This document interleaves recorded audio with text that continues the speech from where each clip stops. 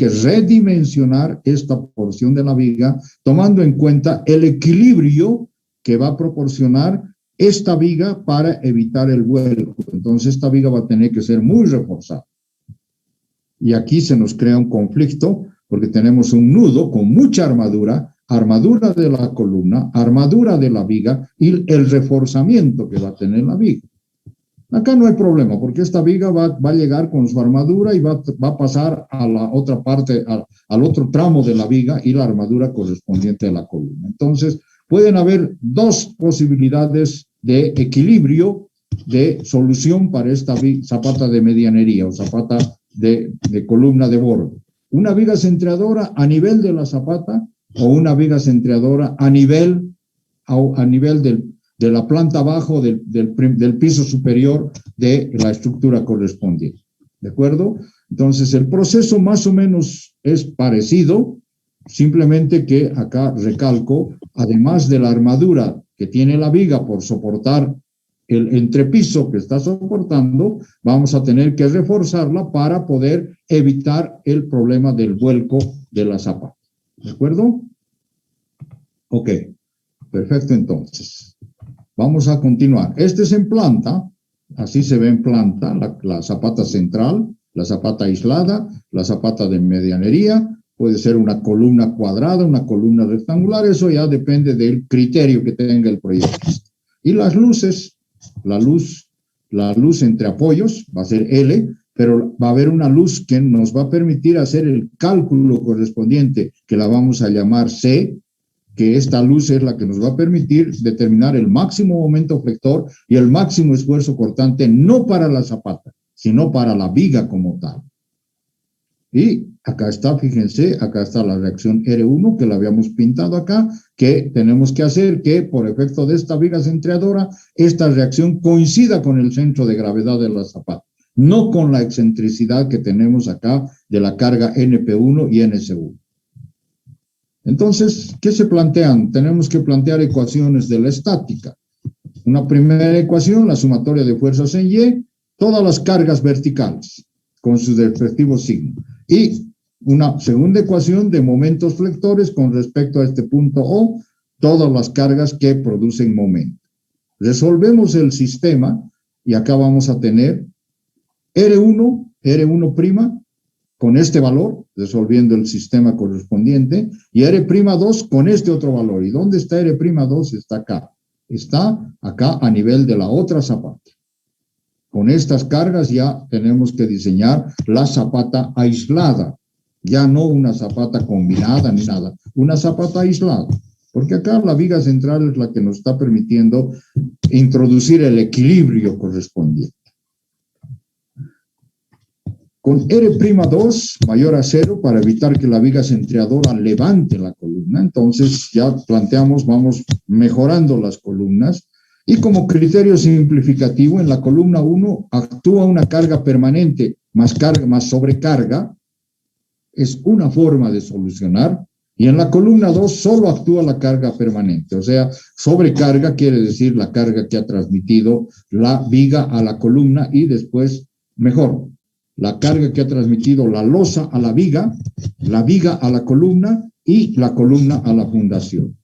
En una zapata de borde, sigma prima T va a tener este valor, R'1 sobre A por B, y reemplazando valores tenemos esta otra, y en la zapata central, sigma prima T sub 2 o 2 como quieran, va a tener el tema correspondiente a los valores de las cargas sobre el área correspondiente.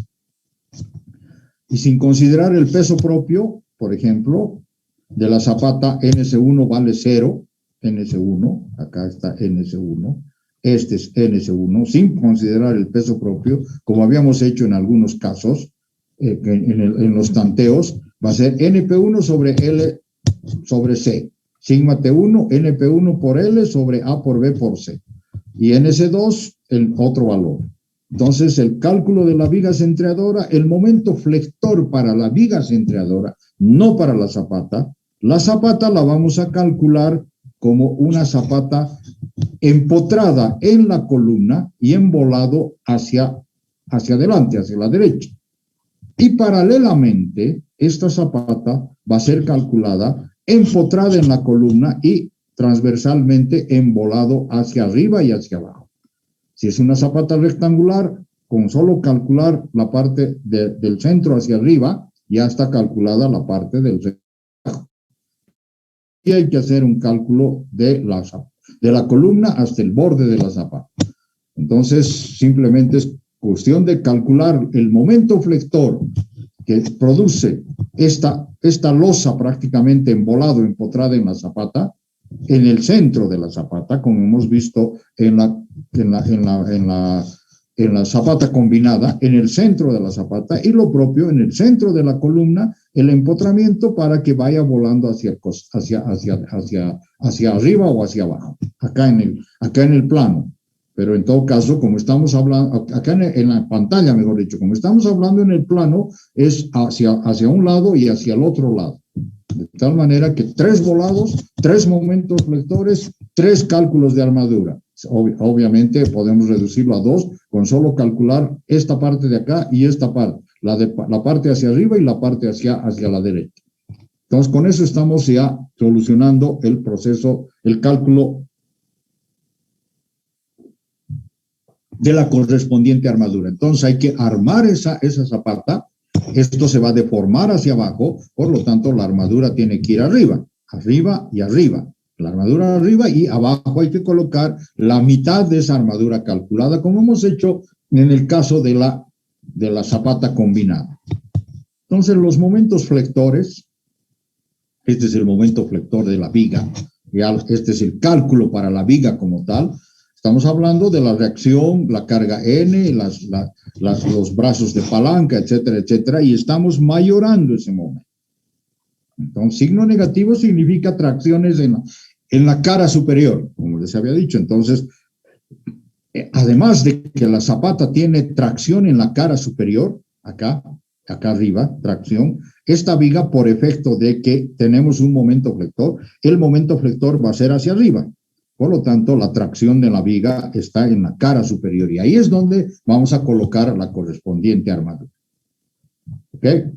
Entonces, este es el diagrama de momentos que se nos presenta utilizando el tema de la correspondiente viga. El diagrama de momentos va a ser hacia arriba y el diagrama de esfuerzos cortantes en el punto de paso de la R1 va a ser el valor máximo negativo y después va a subir hasta tener un valor constante.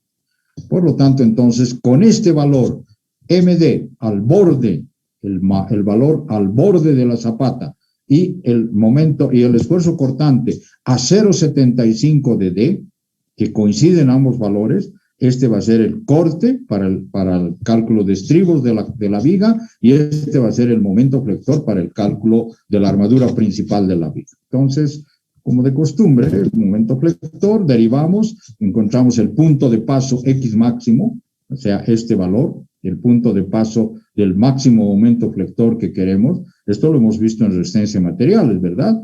Derivando el momento flector con respecto a un punto X, tenemos el punto de paso del máximo momento flector. Entonces, el máximo momento flector se reduce a esto. X máximo vale esto, reemplazamos X acá y tenemos el máximo momento flector, que es este punto, el MD.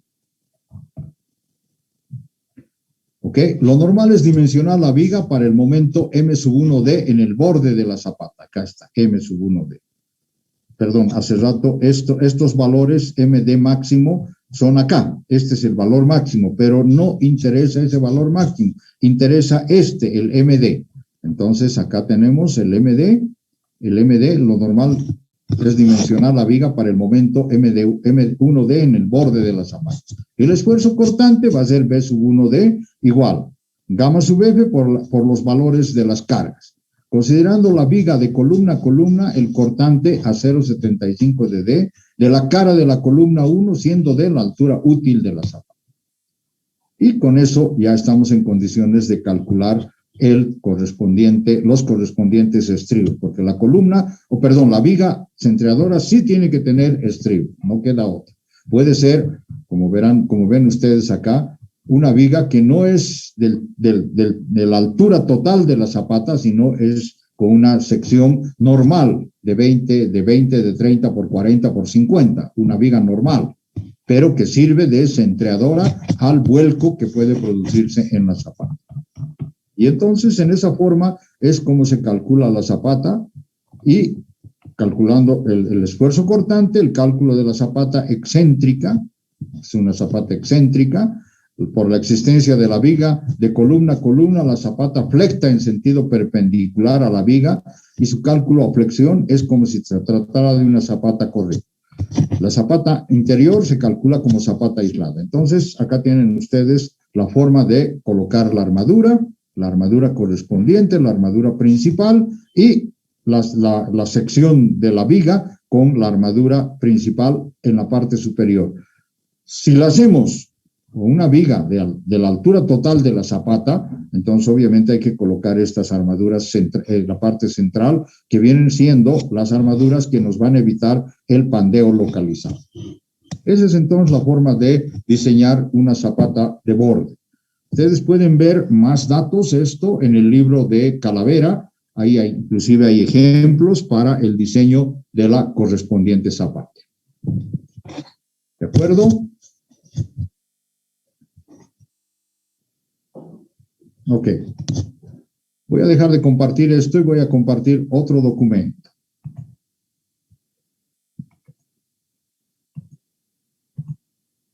No. Aquí está.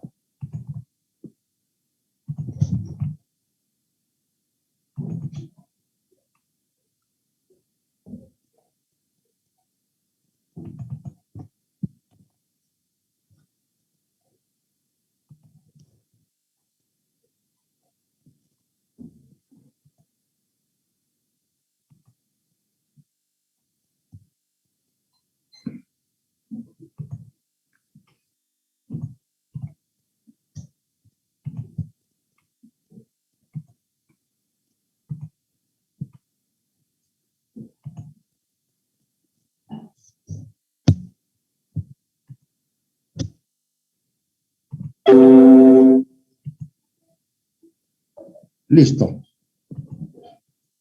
Ok. Estoy compartiendo ahora el tema del diseño de una zapata de esquina. Una zapata que apoya una columna que viene a trabajar en flexión esviada. O sea, tiene dos momentos en sentido perpendicular cada uno de ellos, dos momentos flectores en sentido perpendicular, la columna de esquina. Por lo tanto, vamos a tener una carga excéntrica, pero no sobre un eje, sino en uno de los cuadrantes de la sección de la columna. Y eso significa que el eje neutro ya no es horizontal ni vertical, sino tiene una inclinación. Y eso significa que la zapata va a ser, la columna va a ser diseñada a flexión esviada. Entonces, al trabajar con este tipo de flexión esviada, columna de esquina, entonces la zapata va a tener necesidad de equilibrar esas excentricidades que le está proporcionando la columna con las excentricidades del peso propio de la propia zapata. Entonces, una zapata de esquina tiene esta disposición. Esta es una zapata de esquina. Una zapata que está soportando la columna en el eje Z, el macizo de la zapata. Esta es una columna de borde con su correspondiente zapata y esta es una columna de borde con su correspondiente zapata. Entonces, acá podría haber una zapata central, una zapata aislada. Por lo tanto, entonces deberíamos anclar esta zapata de una columna de borde con la zapata central y esta zapata del otro lado del borde con la zapata central.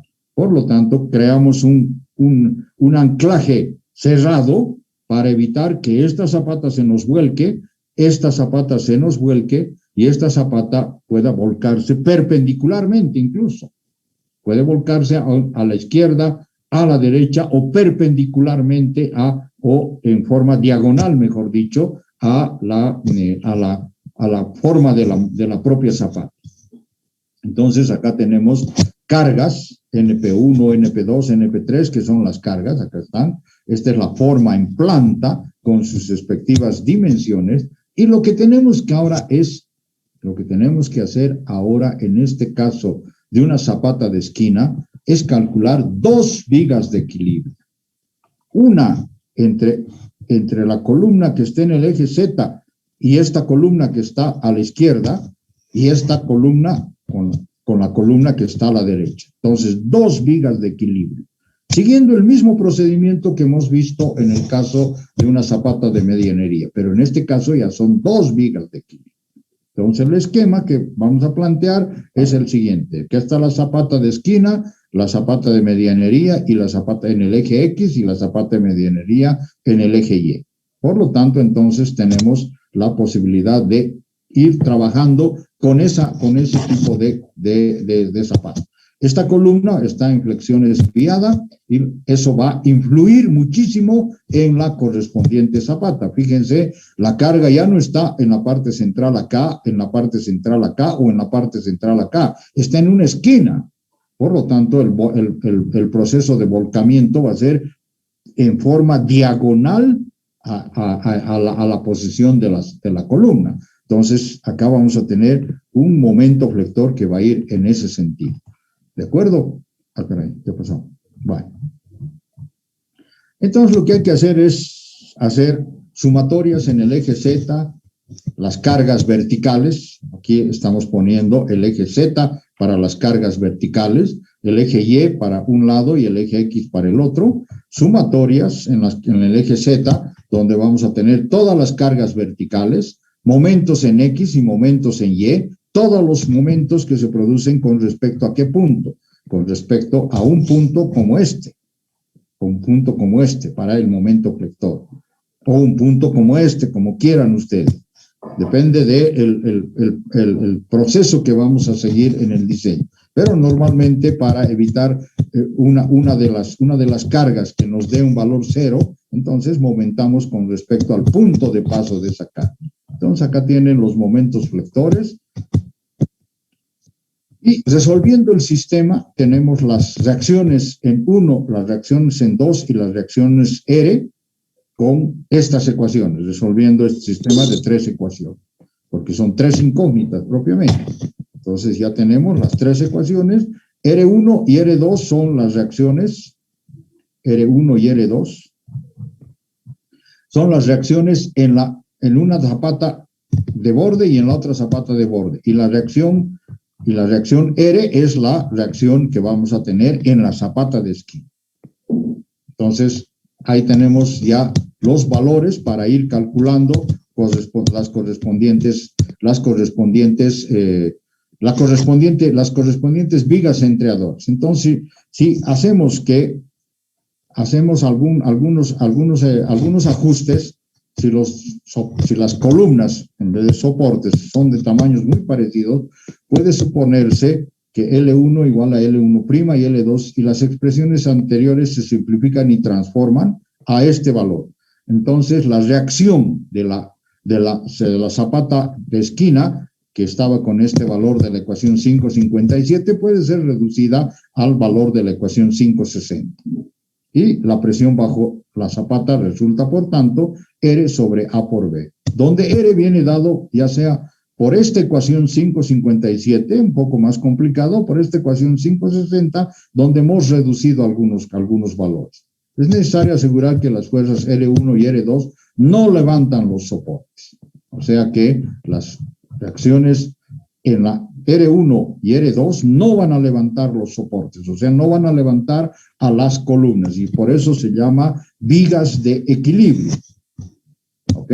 Entonces, seguimos trabajando con las columnas correspondientes, y lo que hacemos es plantear primero la zapata de esquina con respecto a una de las zapatas de borde, como hemos hecho en el caso anterior. Fíjense, L2 acá, C2 acá, el momento flector va a tener esta posibilidad, y el esfuerzo cortante en este caso lo consideramos constante a partir de un cierto punto de distancia de la columna hacia el paso de la reacción R3. Entonces tenemos el esfuerzo cortante y el momento flector. Con estos dos valores de momento flector y esfuerzo cortante, calculamos la armadura para la viga, no para la viga como tal, y calculamos la armadura para los estribos de la viga como tal. Estamos calculando las vigas. Posteriormente vamos a hablar del diseño de la propia zapata. Aplicando las ecuaciones de equilibrio, tenemos los momentos flectores, etcétera, etcétera, y vamos a llegar, ahora vamos a calcular en el otro sentido ya también, la zapata de esquina con la columna de borde, con la zapata medianería. Vamos a tener los diagramas a la inversa. En un sentido teníamos hacia un lado y ahora tenemos los diagramas a la inversa. Los momentos flectores igual van a estar calculados en función de el borde de la zapata, el esfuerzo cortante, etcétera, etcétera. Entonces, igual que lo que hicimos para la viga anterior, hay que hacer los cálculos correspondientes, reemplazando valores, que ya todos son valores conocidos, para finalmente calcular la zapata de esquina. Se realiza de forma idéntica, lo expuesto en la expresión sigma t para el cálculo vale R menos N3 sobre A por B. Entonces, acá tenemos R1, R2, y acá tenemos sigma t sobre toda la zapata, la tensión del terreno. Y en función de eso, vamos a calcular de la zapata correspondiente. Entonces, ¿cómo la vamos a considerar la zapata? ¿Cómo la vamos a considerar? Acá tenemos un punto que viene a ser el empotramiento. Por lo tanto, vamos a tener un volado en este sentido y un volado en este otro sentido. Se van a mezclar las armaduras, no interesa. Esta es una zapata muy complicada porque está trabajando con una columna en una de sus esquinas. No está al centro ni está en el borde, está en una de sus esquinas. Y el proceso de volcamiento puede ser en este sentido, puede ser en el otro sentido o puede ser inclusive en forma diagonal. Entonces hay que trabajar con dos volados, la armadura del volado en la parte superior igual, y entonces llegamos al diseño propiamente de las zapatas. Y las zapatas contiguas, o sea, las zapatas de medianería, el cálculo debe realizarse descontando de su carga vertical de R1 y R2, haciendo NP3 y NG3, etcétera, con las cargas vivas, las cargas permanentes y las sobrecargas para hacer el cálculo, como hemos visto en el caso de la zapata de medianería. ¿Hay alguna variante para evitar el colocar una sola o colocar dos vigas de equilibrio? Entonces, la solución sería anclar esta zapata con una viga de equilibrio en una columna central, en una zapata aislada. Entonces ya no tengo que colocar viga acá ni viga acá, sino una viga inclinada. Y en este caso tengo la necesidad de calcular el momento flector en este sentido oblicuo, tanto el momento flector como el esfuerzo cortante.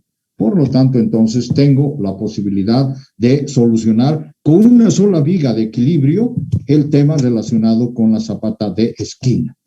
No olviden que esta zapata tiene una columna que trabaja flexión esviada, que es un proceso muy complicado. Un proceso muy complicado con doble excentricidad. Y hemos aprendido a calcular la columna con doble excentricidad, colocando una excentricidad ficticia para poder determinar la correspondiente armadura. Son fórmulas empíricas que nos han dado, pero que están del lado de la seguridad. Por lo tanto, entonces, podemos confiar en esto. Criterios de solución, recomendaciones constructivas. En el sentido de las fachadas, o sea, los bordes de la estructura como tal, salvo que se hayan empleado vigas centreadoras, deben disponerse piezas de atado de acuerdo con lo dicho en 3.8. Eso está en el libro en el punto 3.8. Los tirantes, si se emplean, pueden cumplir esa misión. En muchas ocasiones, estas piezas pueden transformarse en vigas que desempeñan alguna función portante para fábricas de fachada. O sea, ¿a qué llamamos fábricas de fachada? Si voy a tener... ¿Dónde está? Si voy a tener mi zapata de esquina, acá, esta mi zapata de esquina, con vigas centreadoras. Estas vigas pueden apoyar, si tengo a este nivel de fundación y este es el nivel de mi piso inferior de la estructura, entonces puede ser que sea necesario, aquí tengo el vecino, acá tengo el vecino, para que no tenga problemas con el vecino, acá construirle un muro portante, un muro de fábrica que llaman los españoles, da la casualidad de que el libro es de un español, muro de fábrica, o sea, un muro de ladrillo, un muro de ladrillo. Desde acá voy a comenzar a subir el muro de ladrillo, que me va a servir como refuerzo, por ejemplo, para la parte de un primer sótano, para llegar a la parte superior de las columnas donde tengo las vigas, y ahí va a ser la planta baja, y de ahí voy a ir subiendo hacia los pisos superiores. Entonces, puede ser que sea necesario calcular como apoyo o considerar como apoyo de los muros de ladrillo, como apoyo de los muros de ladrillo. En muchas ocasiones estas piezas pueden transformarse en vigas que desempeñan alguna función portante para fábricas de fachada, lo que acabo de decir. Fábrica de fachada es muros de ladrillo, o en su caso muro de hormigón también puede ser, ¿no? Aquí hay un ejercicio que lo pueden revisar ustedes con todo detalle. El ejercicio se da un soporte de esquina de 50 por 50. Fíjense, la columna es de 50 por 50, que tiene 8 fi de 20 en sentido del esfuerzo axial, o sea, en sentido, y sometido a un esfuerzo central, o un esfuerzo axial de 36 toneladas. De las que 20 son carga permanente y 16 habían sido sobrecarga. Acá están discretizando ya las cargas.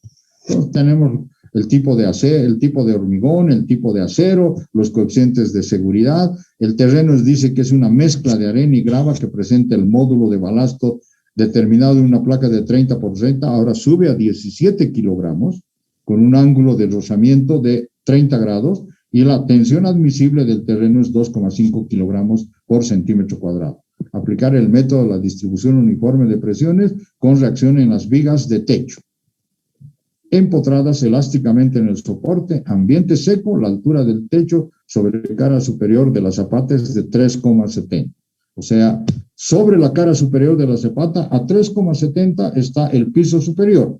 Y de ahí comenzamos ya a trabajar modulando, calculando todos los valores necesarios para calcular las reacciones, y finalmente voy a mostrarles, este es el esquema de la zapata de esquina, 50 por 50, 1,25 había tenido a ambos lados la zapata, y a 0,38 van a ser en un sentido y en el otro van a ser los correspondientes valores para momentos flectores. ¿Sí? Acá estamos con una zapata cuadrada. Una columna cuadrada implica también una zapata cuadrada, casi siempre. Entonces, y aquí tengo la posición de las armaduras. Fíjense, la armadura de la zapata, la armadura en planta de la zapata. Y después hay que colocar la armadura de la viga, como hemos visto en el caso correspondiente a la viga centreadora.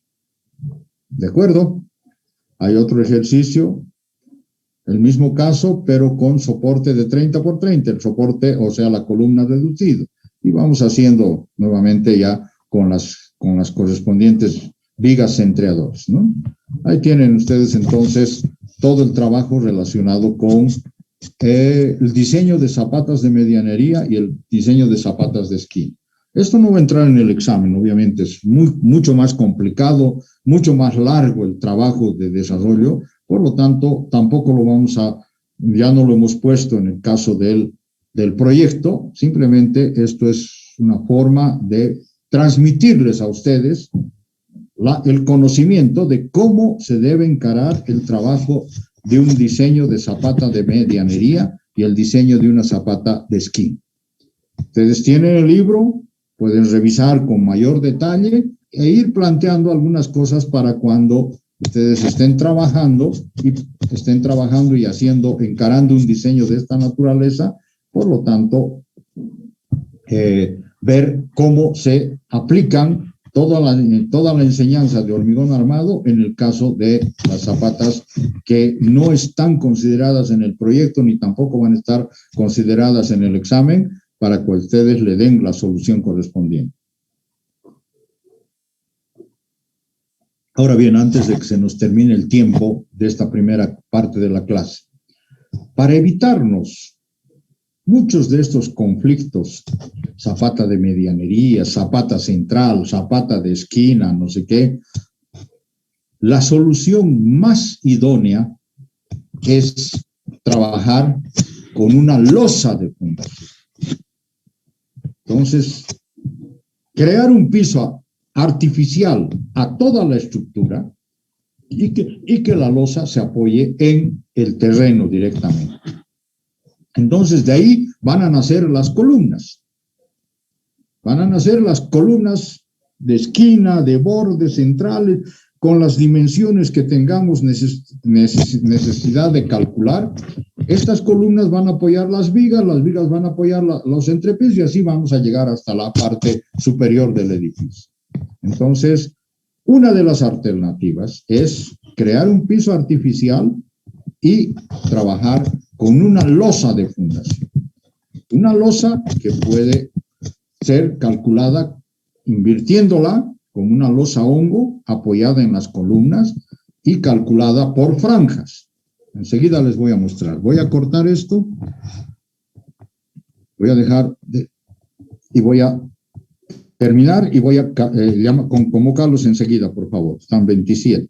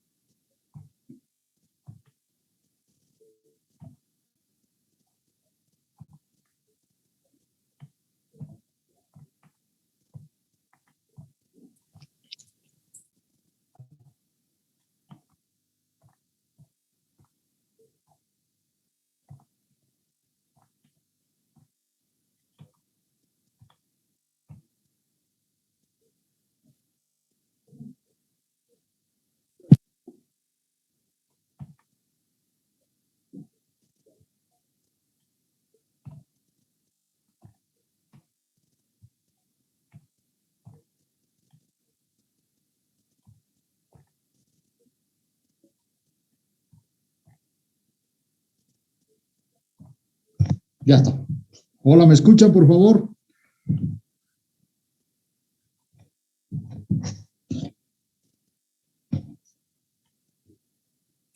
Sí se escucha, ingeniero. Okay. Ya, perfecto. Bueno, esta es una losa de fundación. Esta es una losa de fundación. Están apoyadas todas las columnas, de borde, centrales, de esquina, todas las columnas. Viéndola, este es en planta, viéndola en elevación, digamos desde este punto de vista, de aquí para allá, así, estoy viendo así la 1, 2, 3, 4, 5, 1, 2, 3, 4, 5. Esta es la altura de la losa. Esta es la altura H de la losa. Entonces, esta losa va a tener entre 50 y 80 centímetros, tal vez inclusive hasta 1 metro de altura, para poder soportar todas las columnas. Y lo que hacemos es, para el diseño, una franja, por ejemplo, esta franja que la voy a achurar acá, esta franja central de las columnas, la achurada, es esta. Esa es la franja achurada. Y acá está la carga del terreno, la tensión del terreno, la tensión admisible del terreno. Esto es sigma T. Entonces, esta losa la debo calcular por franjas. ¿De cuánto la franja?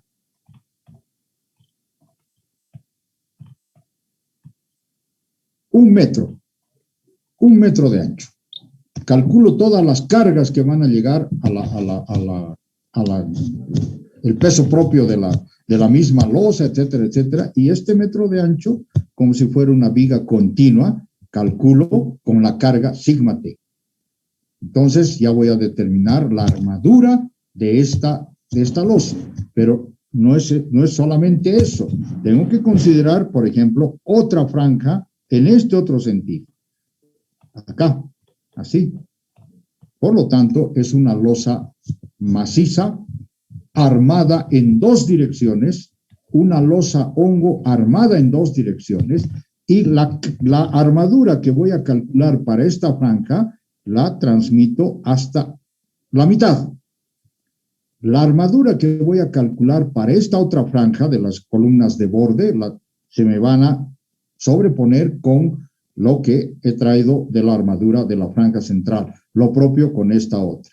Y lo mismo con estas, con esta. Entonces tengo que calcular momentos flectores, ya no esfuerzo cortante, porque la losa como es tan rígida y tiene una altura de, no sé, pues de 50 centímetros, 80 centímetros, 1 metro, esta es la altura H, entonces no va a haber necesidad de hacer un cálculo con respecto al esfuerzo cortante, ni tampoco colocar estribos. Simplemente la armadura cruzada, horizontal, en el sentido X y en el sentido Y. Toda armadura, como los que habíamos hecho en losas armadas en 2 direcciones, una barra recta y una armadura doblada, una barra recta y una barra doblada, con los traslapes correspondientes, tanto en este sentido como en el otro sentido. No necesito colocar ningún otro tipo de armadura más. Entonces, la carga con la que voy a diseñar la losa de fundación es esta carga. Y en función a ello, voy a hacer el cálculo correspondiente de las armaduras, calculando los momentos flectores para poder calcular después con el proceso que hemos aprendido al diseño de la propia armadura. Entonces, este es en planta, esto es en elevación frontal, las columnas están apoyando directamente en las zapatas y obviamente con esta altura que tengo acá, ya no hay necesidad ni de verificar el esfuerzo cortante, ni tampoco el punzonamiento, porque aquí tendríamos que tener alguna posibilidad de punzonamiento por la gran carga que va a soportar esta columna y la altura. Pero al tener una altura tan grande, de más de 50 centímetros, ya estamos garantizando el punzonamiento. Pero se puede hacer un cálculo del punzonamiento como lo que hemos hecho, por ejemplo, para una de las columnas que tiene la mayor carga, verificar el punzonamiento como lo que hemos hecho con la zapata aislada. O sea que el punzonamiento de diseño que sea menor que el punzonamiento que absorbe el hormigón. Y con eso podemos ir rediseñando inclusive la altura de la zapata. Entonces, esta es otra forma de cálculo en lo que se refiere a el diseño de estructuras de fundación cuando los terrenos tienen capacidades portantes muy bajas y acá tengo una platea de fundación o una losa de fundación.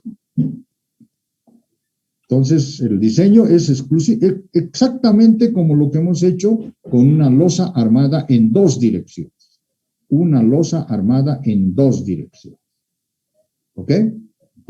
Perfecto. Vamos a ver otro tema. Voy a dejar de... ¿Dónde está? Cada vez se me pierden. Escaleras, escaleras, aquí está.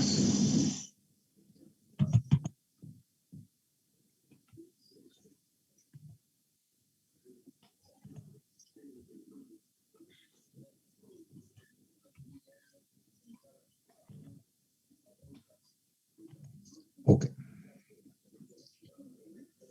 Este es el siguiente. Lo voy a compartir. No sé si lo he compartido. Creo que no. Este es el siguiente tema que les voy a mostrar. Que les voy a... ¿Dónde estoy? Acá estoy. Compartir.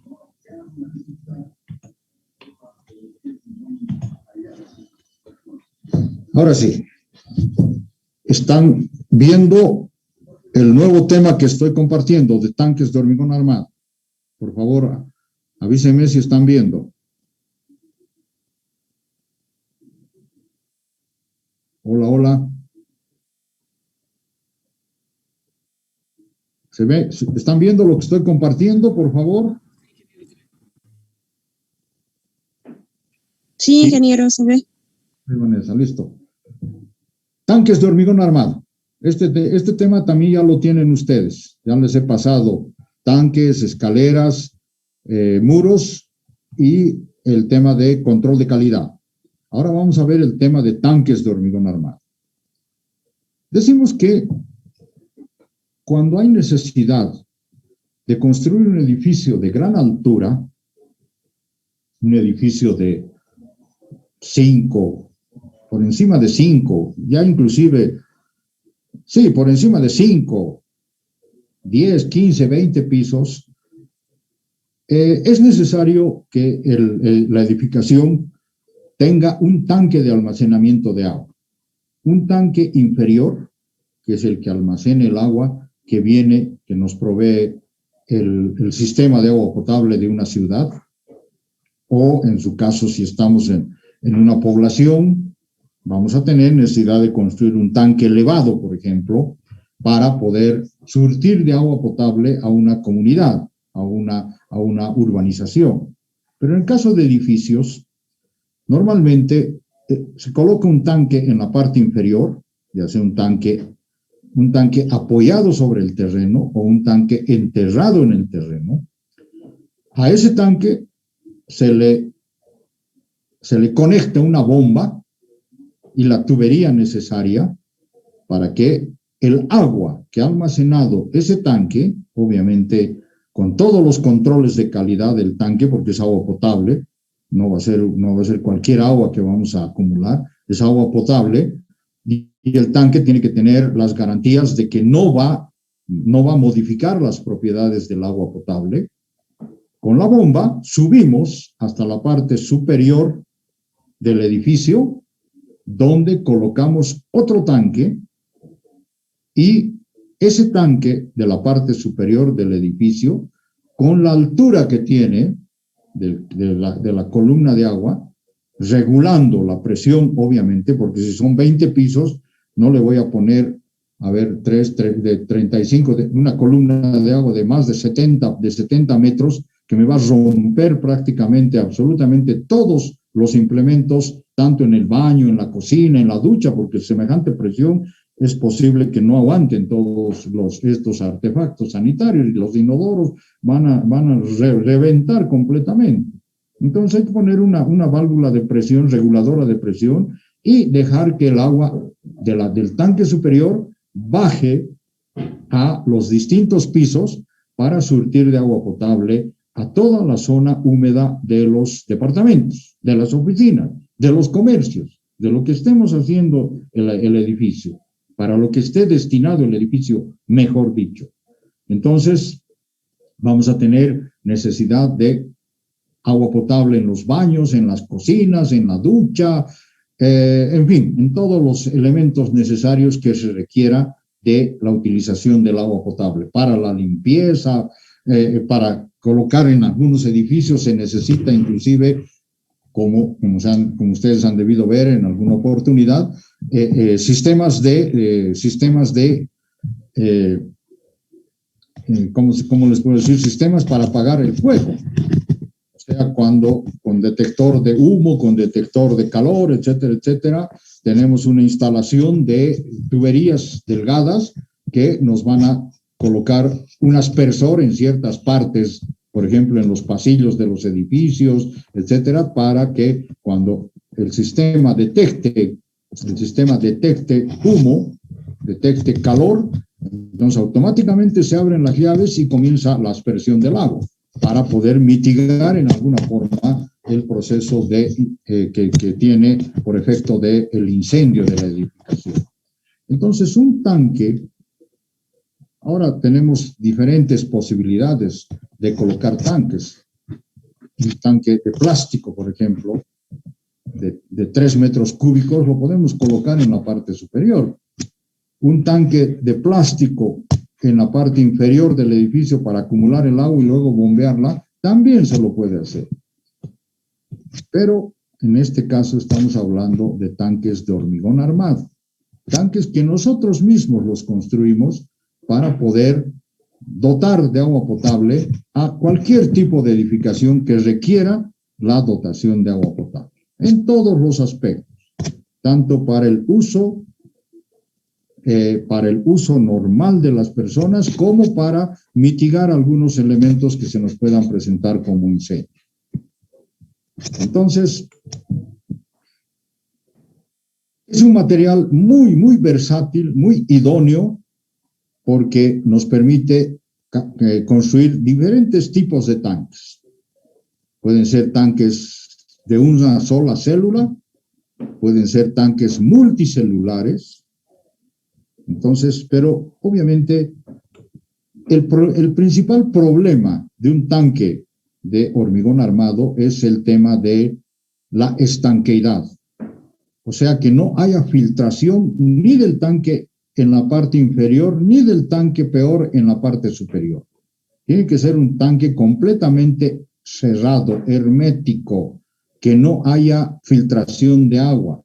Y eso significa controlar la fisuración del tanque. Obviamente que hay que construir un tanque con una mezcla de hormigón más rica en cemento.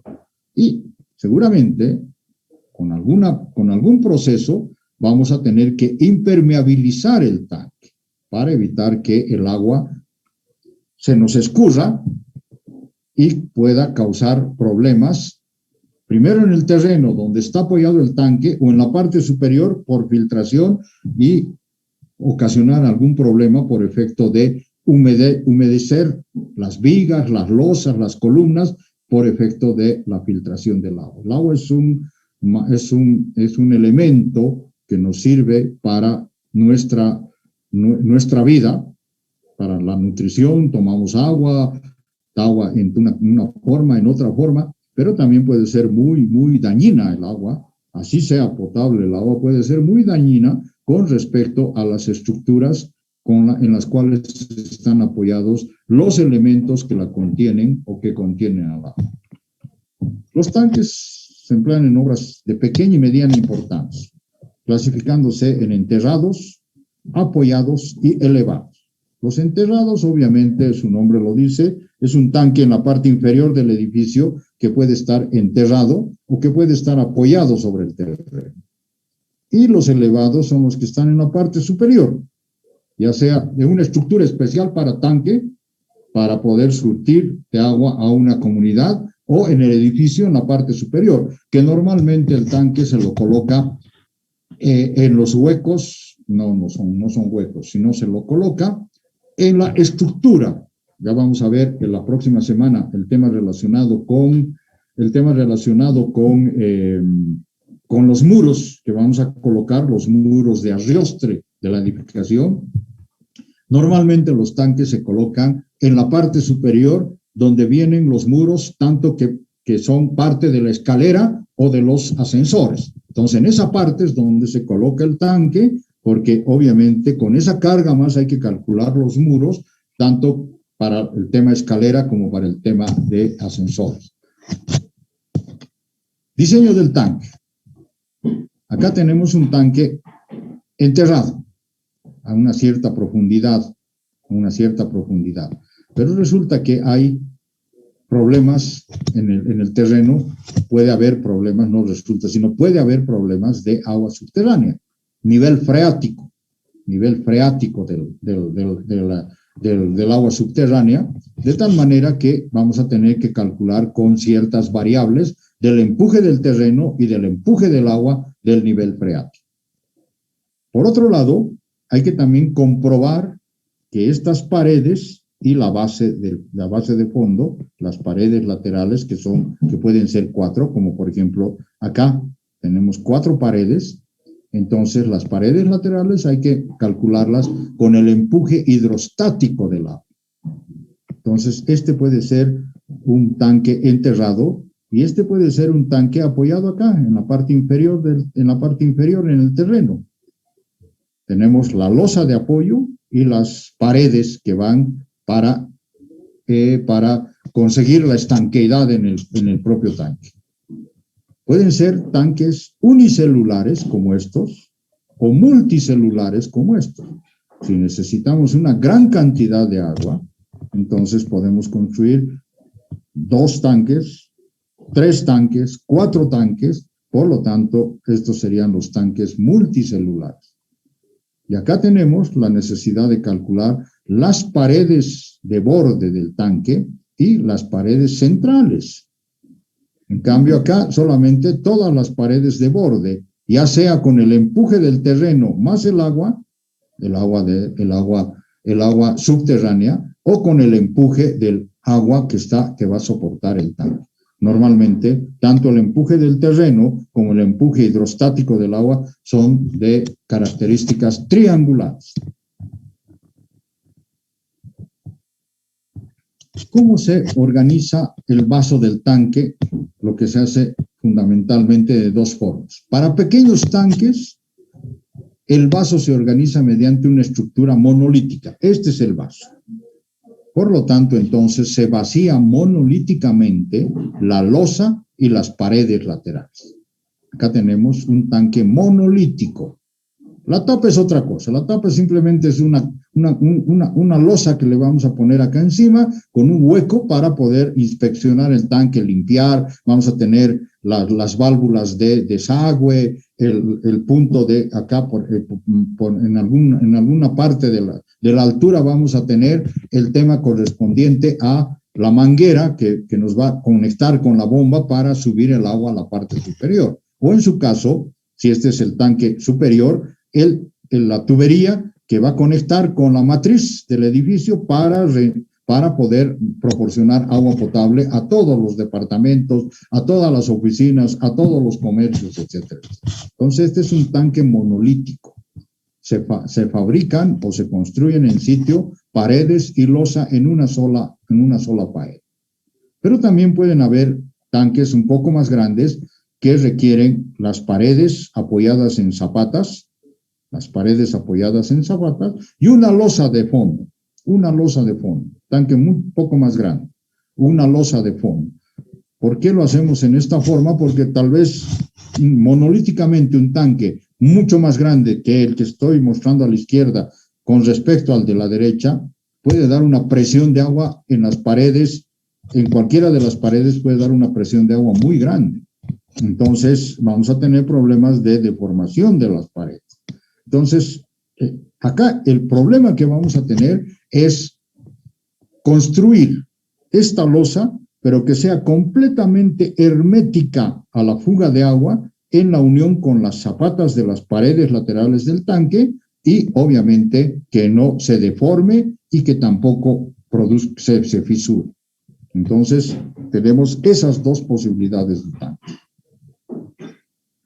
La mejor garantía de durabilidad radica en la elaboración de hormigones muy compactos, para lo cual deben emplearse dosificaciones ricas en cemento y con baja relación agua-cemento.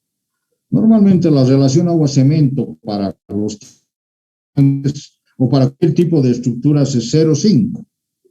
0,5 la relación agua-cemento. Pero en este caso podemos bajar se convierte en un hormigón muy denso con un SRAM, o sea, el revenimiento que tenemos está muy de pocos centímetros, o sea, con el cono de Abrams levantamos el cono de cono que queda del molde que hemos proporcionado, que baje entre uno denso, un hormigón muy seco prácticamente. Como hemos dicho al principio, ese hormigón seco lo podemos convertir en un hormigón trabajable, un hormigón que sea fácil de colocarlo, utilizando un aditivo fluidificante, por ejemplo. Entonces, un hormigón que tenga un revenimiento en el cono de Abrams de entre 1 o 2 centímetros como máximo, es muy difícil de colocarlo en obra así, como está el hormigón. Difícil de compactarlo porque es un hormigón muy denso. Entonces le colocamos un fluidificante que tiene una actuación relativamente pequeña en un tiempo pequeño o corto. Nos permite trabajar el hormigón, compactarlo el hormigón y después vuelve otra vez a su resistencia, por ejemplo, de 35 o 40 kilogramos por centímetro cuadrado. ¿Qué cargas van a tener los tanques? Los tanques van a tener, por ejemplo, si estamos con un tanque enterrado, por ejemplo, un tanque enterrado, vamos a tener una primera carga que es la carga del terreno, el empuje del terreno. Acá tengo un terreno que ha sido excavado en esta parte, pero ha quedado una parte del terreno, y este terreno, con el tiempo, va a empujar a la pared del tanque. Este tanque va a ser empujada con esta carga triangular. En su caso, cuando hay agua subterránea en el terreno, entonces, además del empuje, que ya no va a ser una línea recta del triángulo de empuje del terreno, sino va a ser una línea quebrada por efecto del agua. Vamos a tener acá la parte triangular y después va a cambiar de dirección el empuje del terreno, pero adicionalmente hay que tomar en cuenta el empuje hidrostático o la carga hidrostática del agua subterránea. Entonces acá tenemos empuje de tierras sumergidas, empuje de tierras sin agua y empuje del agua correspondiente. El primer caso es sin napa freática y el otro es con capa o napa freática. ¿Cómo se llama? Esta es una primera forma de calcular los empujes del terreno en las paredes laterales. En cuanto se refiere al fondo, hay que colocar con la mitad de la carga del agua. Esa es la carga que nos va a permitir trabajar con la losa. ¿De acuerdo? Entonces, o en su caso, dar la vuelta, invertir el tanque con la tensión del terreno, diseñar esta losa, como si se apoyara, no es como si, sino que se apoya en las 4 paredes del tanque. Por lo tanto, entonces invierto esto, cargo con el terreno y calculo como una losa apoyada en un sentido en 2 lados y en el otro sentido en los otros 2 lados. Una losa armada en 2 direcciones. Para el caso de tanques apoyados sobre el terreno o elevados, para el cálculo de las paredes laterales hay que considerar solo la carga del líquido que almacena. O sea, solamente esta carga.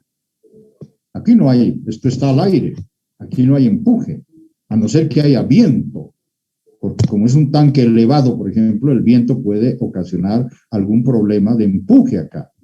Pero sin tomar en cuenta el viento, el empuje hidrostático del agua, que es de forma triangular, desde donde comienza el nivel del agua hasta el punto de abajo. Y esto, como ustedes saben, está ubicado a 1/3 de la base del triángulo, y el empuje es el peso específico del agua por la altura correspondiente. Ahora, si es un tanque de varias células, las paredes podemos calcularlas cargando con agua en un lado y descargando en el otro.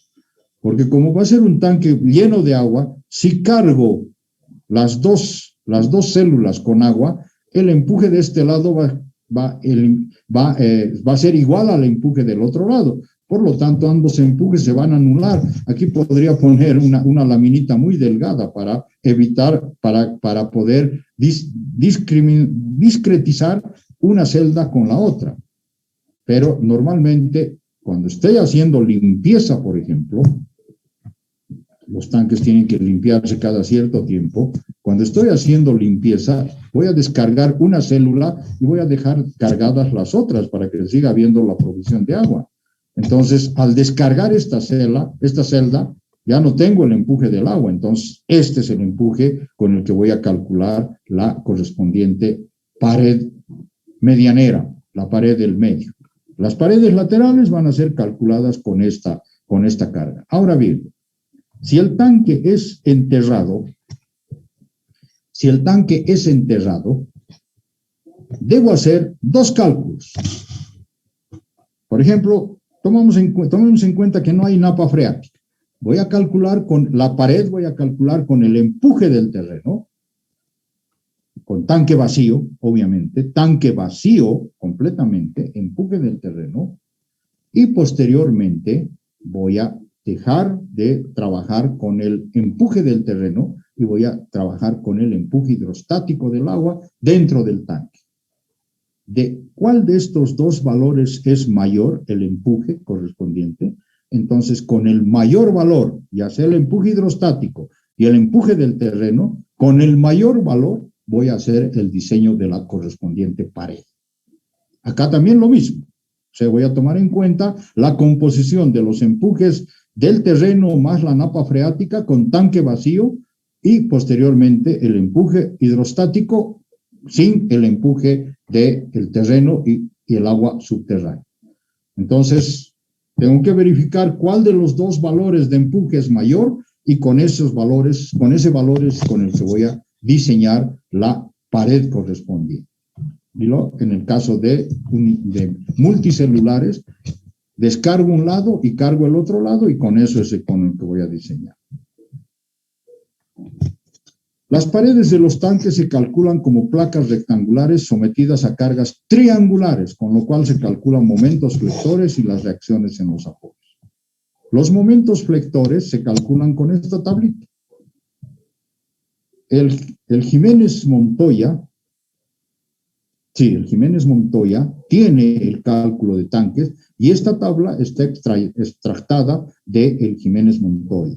Voy a calcular los momentos flectores, los esfuerzos cortantes y la deformación o la flecha máxima en función de estos valores alfa que son para H sobre A o H sobre B.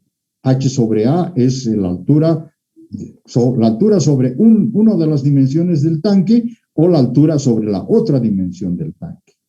Entonces, en función de este factor alfa, voy a calcular el momento B sub E, B sub M, el momento H sub E, H sub M, el esfuerzo cortante y la flecha máxima.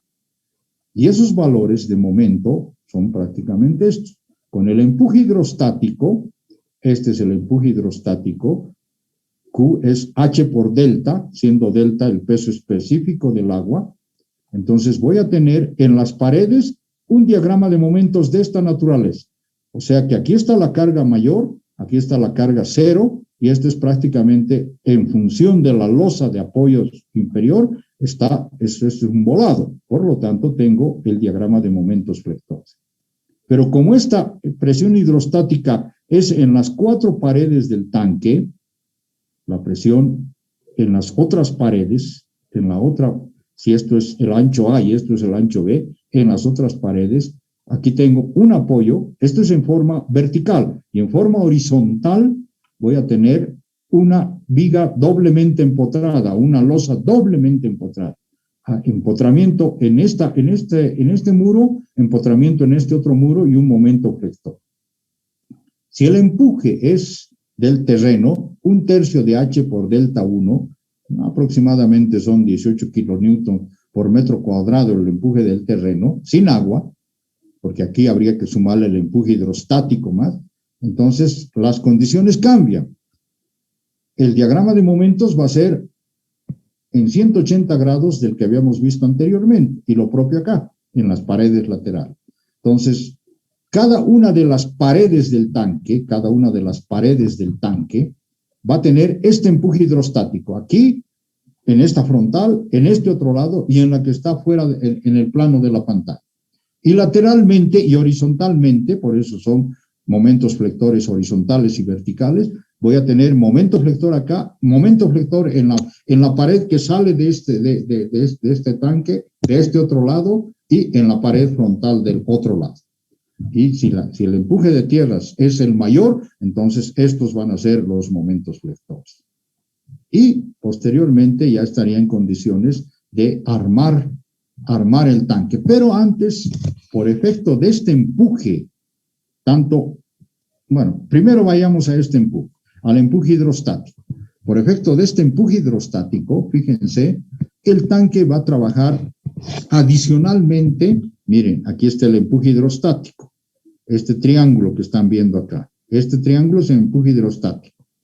Las paredes laterales, adicionalmente del momento flector de empotramiento de acá y del horizontal, las paredes laterales van a trabajar a tracción, porque aquí estoy empujando esta pared y en el otro caso, en 180 grados en la pared del frente, está trabajando también otra carga como esta. Por lo tanto, las paredes están trabajando a tracción.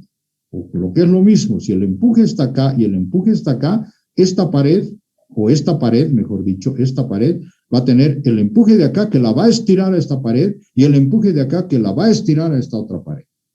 Por lo tanto, entonces, adicionalmente, no solamente las paredes, sino la losa. Acá está empotrada la losa en esta pared y en la pared del frente. Acá lo ven, está empotrada y empotrada.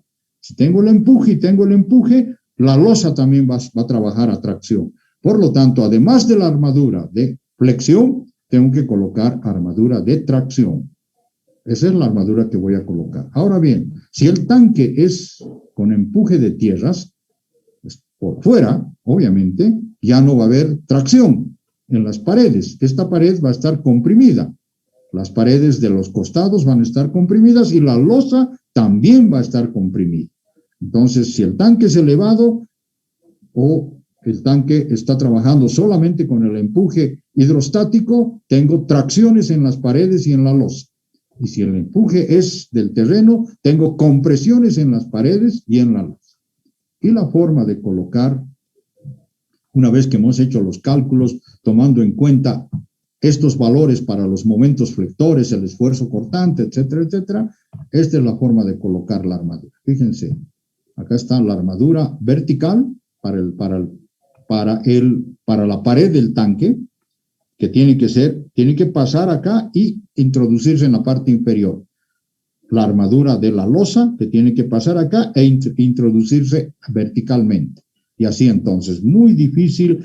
Fíjense, acá está mucho más explicado. Estoy colocando armadura suplementaria, nunca en L,